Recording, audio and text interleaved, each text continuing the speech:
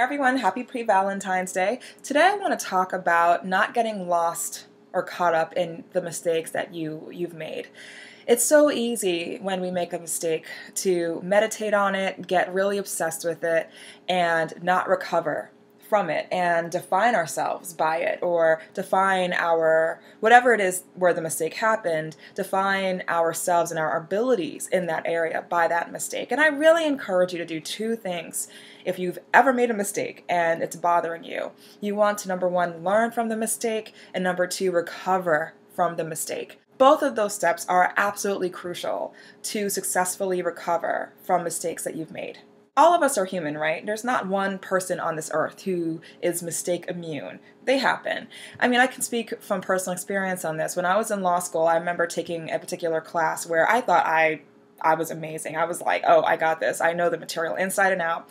And then come test day. Now, the tests in law school in particular they matter a lot because the final exam, because oftentimes there's only one exam, there's only one thing that you're graded on, which is that final exam. And so if that final exam doesn't go all that well, the grade for the class isn't all that nice. So with this particular class in my first semester in law school, I got a grade on my final exam that I wasn't particularly thrilled with. It wasn't a terrible, terrible grade, but it was not the grade that I was expecting. So I spoke to my professor and we went over the exam, and I remember him saying, it's not that you didn't know the material, you just didn't write the exam the way that it was expected for you to write this exam. And in law school, there's a certain test-taking method. There's a certain way that you write out your answers.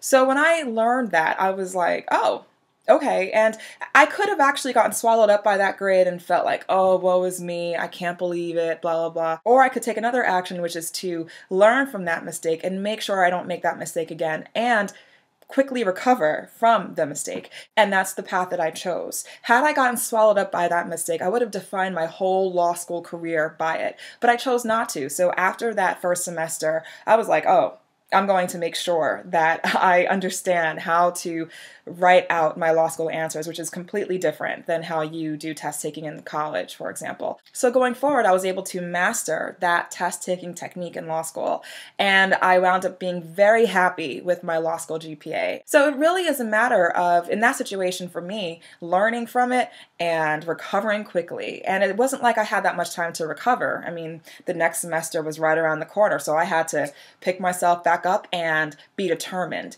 to move forward and not focus on a not so great grade. That's in the past. I'm moving forward and I'm going to ace the rest of my classes. And that's the mentality that I had to have. And I think that applies to really anything, whether it be in your career, in your academic life, or just in life in general. You don't want to get swallowed up by your errors, by your mistakes. To be truly successful in life and to be able to accomplish your goals, you want to make sure that you learn as much as you can from things that have happened, mistakes that you've made. Because in essence, as James Joyce says, mistakes are the portals of discovery. We learn a lot about ourselves. We learn a lot about what we didn't know. We learn a lot about how to improve and to ultimately become better at what we're doing. And isn't that essentially what we want, is to become better and to improve and to make progress in life? And sometimes mistakes are the very things that help us do that. So that's my video for today. I just want to encourage you to be strong, keep pushing forward, and know that nothing can hold you back